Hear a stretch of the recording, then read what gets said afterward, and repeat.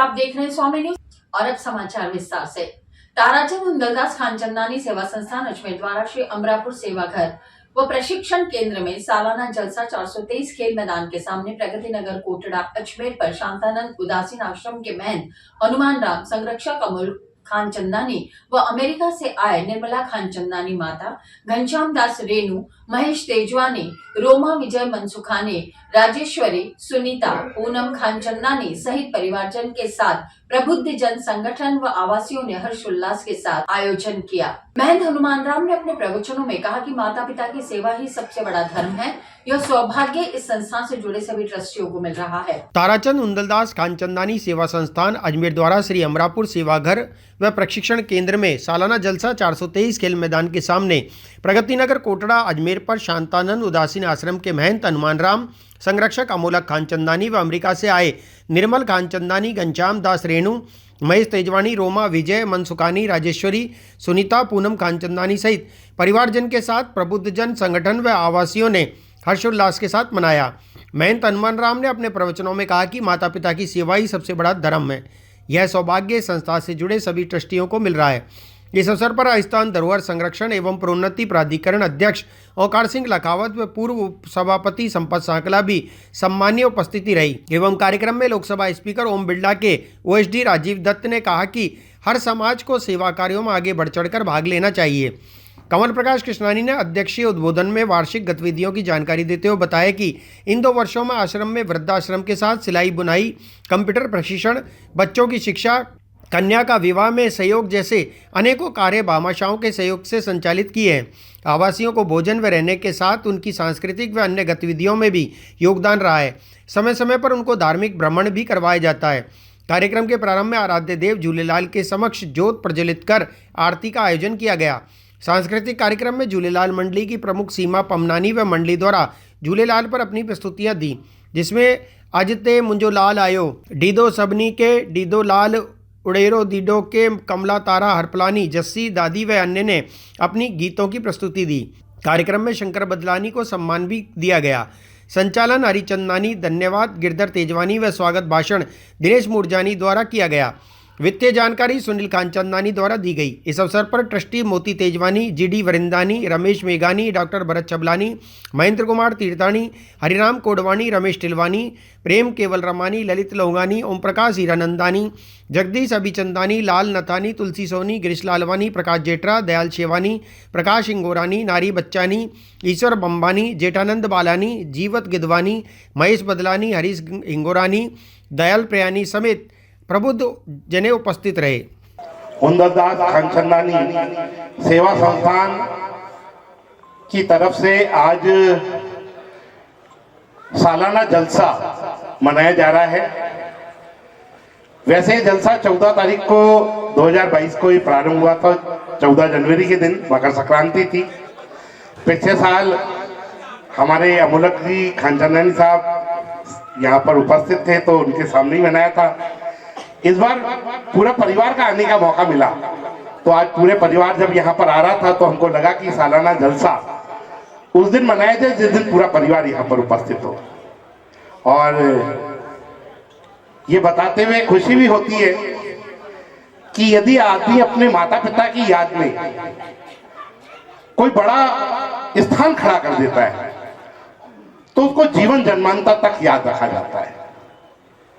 मैं कहता हूं खुशनसीब हैं अमोलक खानचंदानी साहब के माता पिता, जिन्होंने ऐसे पुत्र को जन्म दिया जिनने व्यापार तो अजमेर में किया, परंतु व्यापार करने के बाद जब इन्हें मौका मिला तो जब विदेश चले गए, अमेरिका में जाके सेटल हो गए, तो उन्हें ऐसा नहीं कि उनको अपनी जमीन की खुशबू रह गई होगी, खुशबू के अंदर कुछ न कुछ जाके काम करना या पौधा लगाना है।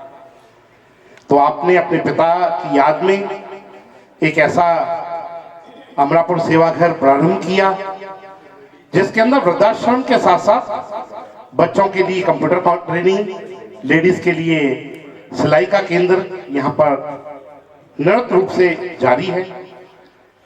और जब इसका उद्घाटन का कार्यक्रम हुआ, माता जी यहाँ पर आई तो माता के आशीर्वाद लेकर अमोलक जी ने इस पूरे प्रोजेक्ट को प्रारंभ किया। इसमें 2 फ्लोर हैं बिल्डिंग के अंदर।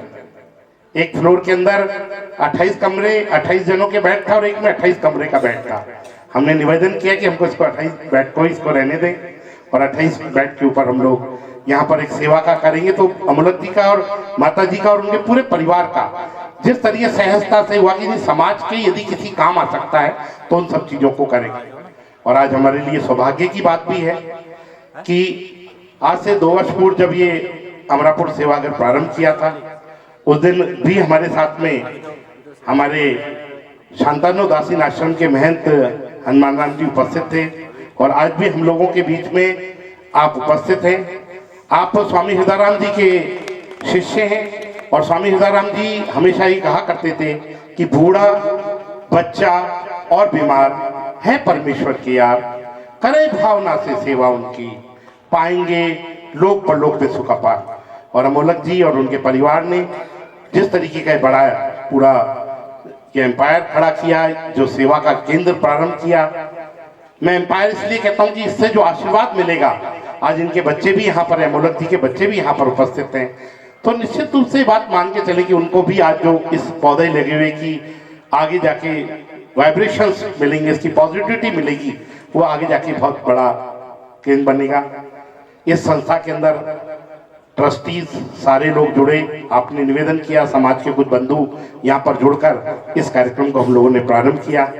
आज सालाने जलसे के लिए हमने दीदी से निवेदन किया कि दीदी आपको आना है, तो दीदी 26 तारीख का हम प्रोग्राम रख रहे थे, परंतु दीदी अजमेर नहीं थी, दीदी भरूच गई हुई थी। मैं कहा 26 तारीख को तो मैं बाहर हूँ, आप 27 तारीख को प्रोग्राम रहे, क्योंकि हमको कार्यक्रम दीदी का ही रखना था, क्योंकि आप अमेरिका से आ रहे थे, तो ये कार्यक्रम में कहीं ना कहीं आपका भी दीदी के साथ में हमारा जुड़ाव रहे, आप लोगों का जुड़ाव रहे, इस वजह से आज ये कार्यक्रम हमने आज इस कार्यक्रम को आयोजित किया।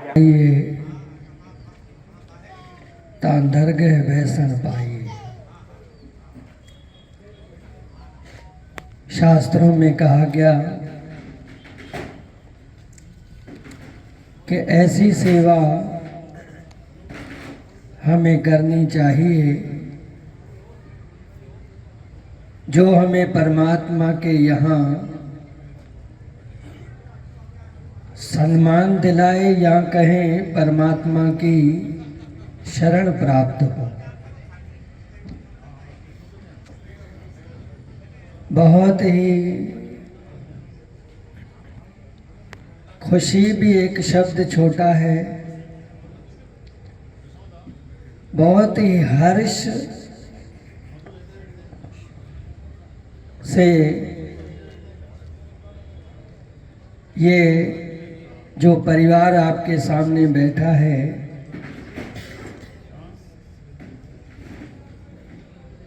जो अपने भाव से अपने माता पिता के प्रति, अपने बड़ों के प्रति ये जो ऐसा कल्प वृक्ष लगाया है,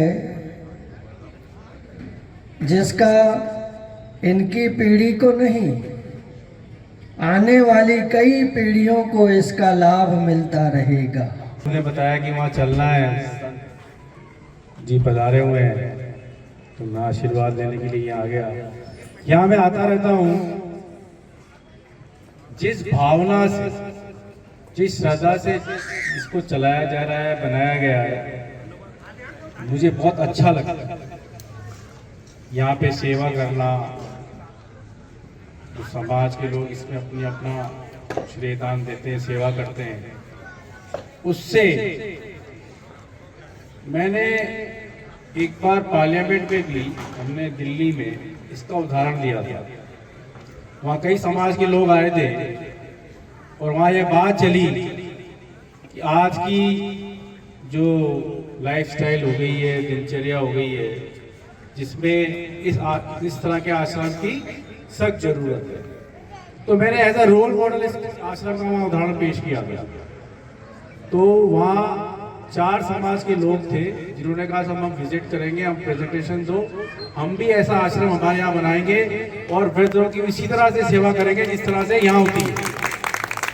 तो मेरा कहने का तात्पर्य ये है कि आगामी 1 अप्रैल से दुग्ध उत्पादकों को खरीद मूल्य में 3 रुपए 25 पैसे प्रति लीटर की बढ़ोतरी की जाएगी।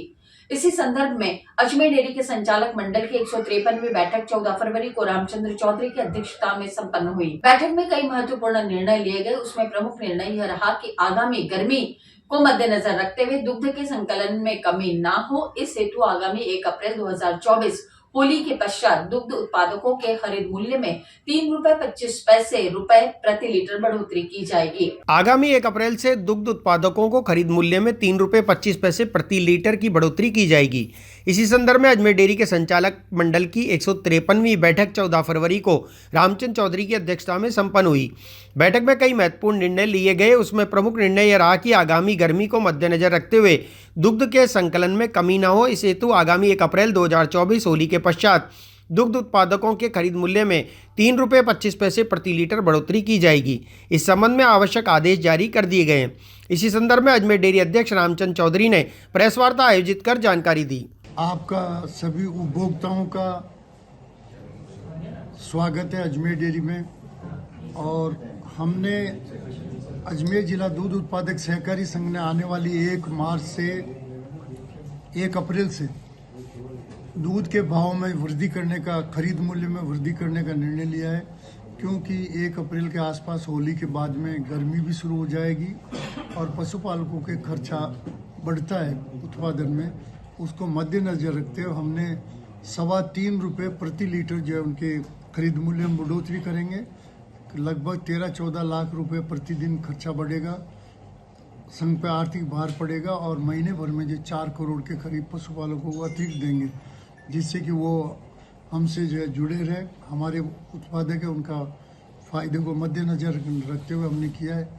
इसी प्रकार ₹5 मुख्यमंत्री संबल योजना के जो है उसके लिखित आदेश, प्रशासनिक आदेश हमको प्राप्त हो गए, जो कॉपी आपको भी दी है। और जैसे ही पैसा रिलीज होगा पशुपालकों को, पहले 3 महीने का जो है इसी महीने 5-10 दिन में मिलने वाला है, बाकी 3 महीने का जो है अगले महीने मार्च तक मिल जाएगा, होली से पहले। इसके अतिरिक्त जवार जो हमने SSG जो है जवार का बीज भी 300 कुंटल मंगवा दिया है। 100 कुंटल पशुपालक ले जा चुके हैं। ₹64 प्रति किलो की रेट है। तो हमने सबको समाचार करा दिए पशुपालकों को, क्योंकि हरा चारा होना भी बहुत ज़रूरी है। इसके अतिरिक्त जो है अजमेर डेयरी द्वारा RCDF से अनुरोध किया है कि आप जो है हमें पशु आहार की रेट थोड़ी कम करें। संचालक मंडल में निर्णय लिया गया। इस पशु आहार की रेट कम करने के बजाय हम के और भी जो हमने उनसे कहा, तो राज्य सरकार ने 2 योजनाएं चालू कर दी है। पशुधन बीमा, कामधेनु बीमा योजना जो थी वो भी चालू कर दी है। और मोबाइल चिकित्सा यूनिट जो है अजमेर ज़िले में 19 यूनिट शुरू हो गए, तो मोबाइल चिकित्सा यूनिट भी चलेंगे। तो राज्य सरकार से उम्मीद कर रहे हैं कि पुरानी सरकार के जो फैसले हैं पशुधन के फेवर में, उनको लगातार जारी रखें। राजस्थान उप मुख्यमंत्री और अजमेर लोकसभा क्षेत्र की प्रभारी दिया कुमारी की मौजूदगी में मंगलवार को भाजपा की संगठनात्मक बैठक भाजपा मुख्य कार्यालय पर आयोजित की गई थी। इस दौरान अजमेर दक्षिण विधायक अनीता बघेल ने चुनाव के दौरान भीतरघात करने वालों को पार्टी की मीटिंग में बैठे हुए देखा तो उनका गुस्सा फूट पड़ा। बघेल ने यहाँ तक कहा कि जब पार्टी को हराने वाले मीटिंग में मौजूद है तो मेरा यहाँ पर क्या काम है। इतना कहने के तुरंत बाद बघेल बैठक को बीच में छोड़कर वहां से रवाना हो गई। राजस्थान उप मुख्यमंत्री और अजमेर लोकसभा क्षेत्र की प्रभारी दिया कुमारी की मौजूदगी में मंगलवार को भाजपा की संगठनात्मक बैठक भाजपा मुख्य कार्यालय पर आयोजित की गई थी।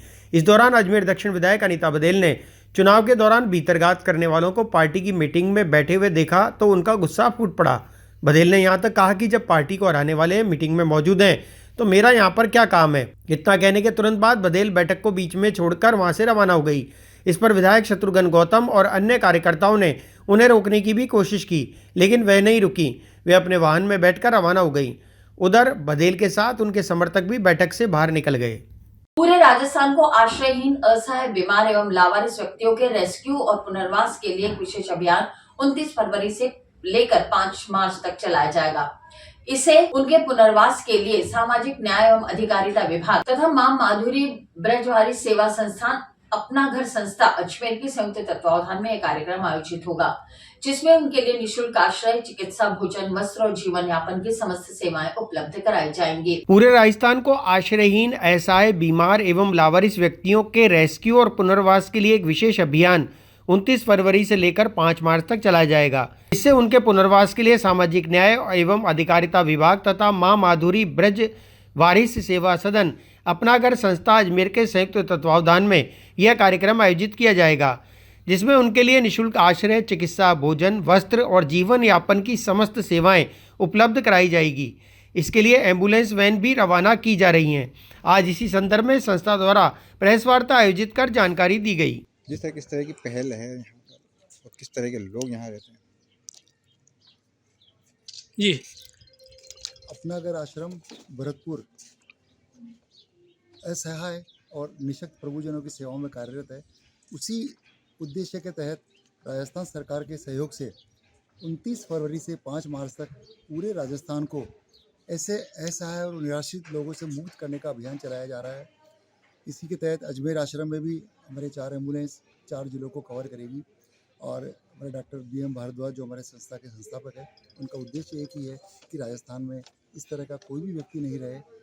आप लोगों को विनम्र निवेदन है कि कहीं भी अजमेर शहर में ही नहीं, राजस्थान में कहीं भी इस तरह का कोई व्यक्ति देखें तो हमको हेल्पलाइन नंबर पर सूचित करें। उसके बाद हम लोग उनको रेस्क्यू करके यहाँ लाएंगे। उनकी सेवा, चिकित्सा जो भी बन पड़ेगा उनकी सेवा का कार्य हम लोग करेंगे। अच्छा, अभी स्पेशल कुछ ऐसा कि कुछ दिनों के लिए जैसे 29 तारीख से 5 तारीख तक का जो है वो क्या है? वैसे तो हमारा ये निरंतर चलने वाला अभियान है, लेकिन स्पेशली राजस्थान सरकार के सहयोग से हम लोग 29 से 5 तक है कि इस वक्त जितने हमको निराश्रित कहीं भी नजर आए पूरे राजस्थान में, तो राजस्थान को इस समस्या से मुक्त कराएं और प्रभुजनों की, हम लोग प्रभु जी बोलते हैं उनको, उनकी सेवा करें ताकि हर आदमी खुशहाल रहे। यही हमारा ध्येय है, यही हमारी संस्था का उद्देश्य। वैसे तो सर ने जो बताया था कि 24 घंटे हमारा रेस्क्यू ऑपरेशन चलता है, लेकिन स्पेशली कुलदीप जी रांका साहब जो एडिशनल वो हैं मुख्य सचिव, उनसे बात करके डॉक्टर BM भारद्वाज जी की और उनसे बात हुई थी और पूरे राजस्थान को एक साथ 29 से 5 तक रेस्क्यू ऑपरेशन में कोई भी प्रभुजन सड़क पर नहीं रहे, ये विशेष अभियान चलाया जा रहा है। इसमें राज्य सरकार का भी योगदान है। कल हमारे जो माननीय गृह राज्य मंत्री जवाहर सिंह बेडम जी द्वारा भरतपुर आश्रम से सभी एम्बुलेंसों को हरी झंडी दिखा रवाना किया गया था और बेडम सर ने सभी DGP साहब, कलेक्टर साहब सबको कह दिया है कि इसमें आप जितना हो सके योगदान दें और सभी से हमें आश्वासन मिला है, सभी डिपार्टमेंट से, पुलिस डिपार्टमेंट से, समाज कल्याण विभाग से, सबसे हमको ये आश्वासन मिला है कि जहाँ जितना भी होगा हम आपको मदद करेंगे। और हमारी 28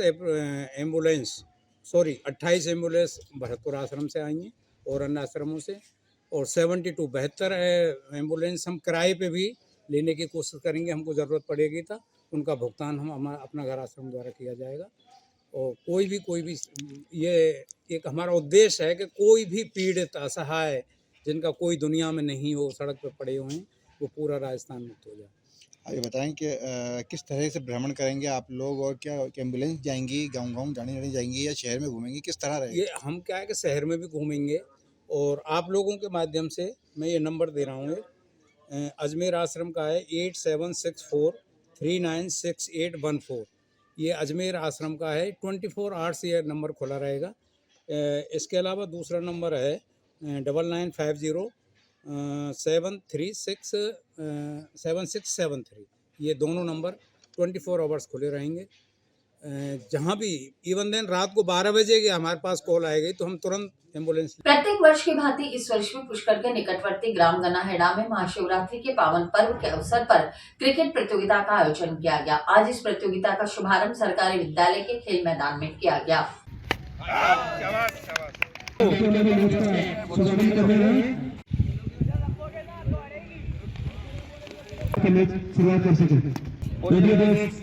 भारत माता की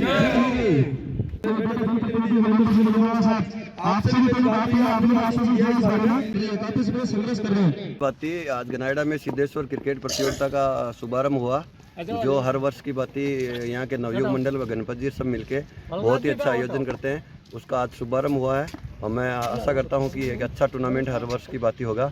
मैं सभी आए हुए खिलाड़ियों का और सभी अतिथियों का धन्यवाद करता हूं, सभी युवाओं का धन्यवाद करता हूं कि आप एक बहुत ही अच्छा टूर्नामेंट आयोजित करा रहे हैं। मेरी आयोजन समिति को और सभी खिलाड़ियों को शुभकामनाएं। खेल मैदान की मांग उठी है क्या? खेल मैदान की इनकी पुरानी मांग है। पिछले राज में भी इन्होंने बहुत प्रयास किया था, लोगों ने झूठे आश्वासन दिए थे।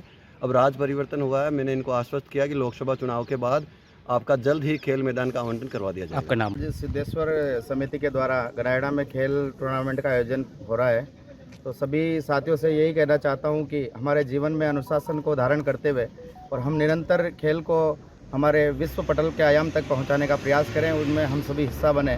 जिस प्रकार से हरियाणा पंजाब से कई प्रतिभाएं खेल करके ओलंपिक का हिस्सा बनती है, मैं वर्तमान केंद्र सरकार और राजस्थान सरकार से यही अपेक्षा करता हूं कि हमारे राजस्थान के युवा भी उस ओलंपिक का हिस्सा अवश्य बने। उसके लिए सरकार ऐसे दिव्य योजनाएं लाए जिनके माध्यम से खेल से जुड़े हुए युवाओं को और बालिकाओं को प्रोत्साहन मिले और खेल में आगे बढ़ने का मनोबल मिले।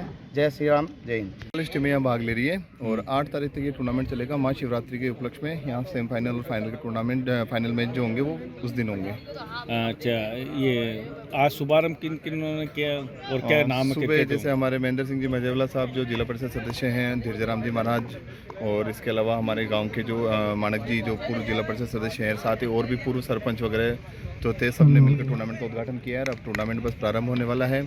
इस टूर्नामेंट में जो विजेता टीम है उसको 41,000 रुपये नगद प्लस ट्रॉफी और उपविजेता टीम जो उसको 21,000 रुपये नगद और ट्रॉफी मिलेगी। इसके अलावा भी जितने भी जो विशिष्ट जो खिलाड़ी रहेंगे, बेस्ट बॉलर, फील्डर, बैट्समैन वगैरह, सबको विजेता जो रहेंगे उनके राशि के साथ साथ ट्रॉफी सभी। अजमेर विकास प्राधिकरण द्वारा अतिक्रमण के खिलाफ लगातार कार्रवाई की जा रही है। अवैध रूप से बनाए गए भवन और अन्य अतिक्रमण को एडीए द्वारा ध्वस्त किया जा रहा है। आज एडीए द्वारा हाथीगढ़ा गांव में अतिक्रमण के खिलाफ कार्रवाई की गई।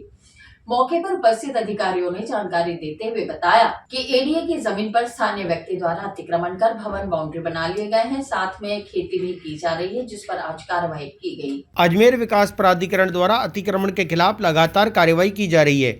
अवैध रूप से बनाए गए भवन और अन्य अतिक्रमण को एडीए द्वारा ध्वस्त किया जा रहा है। आज एडीए द्वारा हाथीखेड़ा गांव में अतिक्रमण के खिलाफ कार्रवाई की गई।